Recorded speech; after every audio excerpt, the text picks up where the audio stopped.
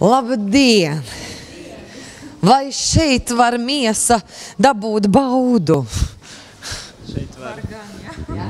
Mēs pat labāk atrodamies tā kā online, ja? Mūs redz Latvija un pasaule. Šeit mūs droši vien var arī konsultēt un stāstīt, ja es atnāku un neko nesaprotu. Es tikai zinu, ka es esmu ļoti nogurus un man gribās vienkārši gulēt. Un lai mani kāds glāst un masē, kamēr es guļu, jūs man sakat, jā, mums ir tāda programma. To var saņemt, jā. Tā, kur fitness klubs. Un tajā fitness klubā, cik es saprotu, var ar treneri un var bez treneri. Treneri var bez treneri, jā. Var ar abonementu, var vienkārši atnākt un... Var paskatīt. Šeit ir moderns, jā, treneris pieejams. Cilvēku nav daudz, tā kā var arī atpūsties. Aha, labi, skaidrs. Bet vispār kopumā spā ir 6 stāvi. Jā.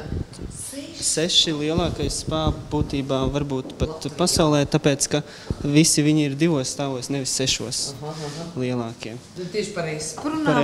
Par espu, jā, un šeit mēs redzam 6 stāvi, 2 galvenās zonas, aktīvās atpūtas zona, baseina, saunas, pirtis un fitness centrs.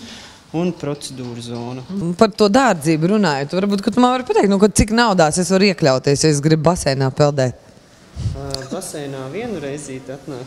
Tas ir, varbūt ir dārgāk, 28,50 €, bet ir abonementi, kas paredz iespēju kaut vai katru dienu, visu dienu šeit pavadīt, un tas ir uzreiz krietni izdevīgāk. Sacensības tiek rīkots, es saprotu.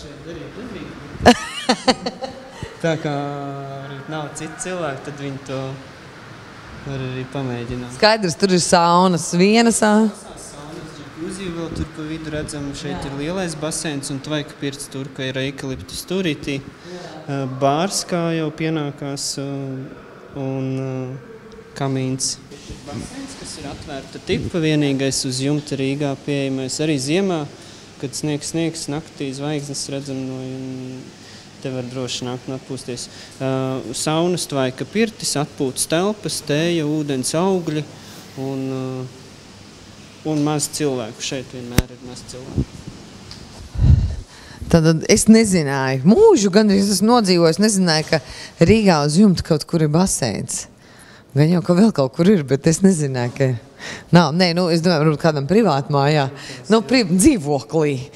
Mazums, ko mēs zinām, mēs taču visos Rīgas dzīvokļos, bet tas ir ekskluzīvi. Jebkurā laika periodā un jebkurā gada laikā ir vaļā, un tas ūdens nav aizsalis, ja?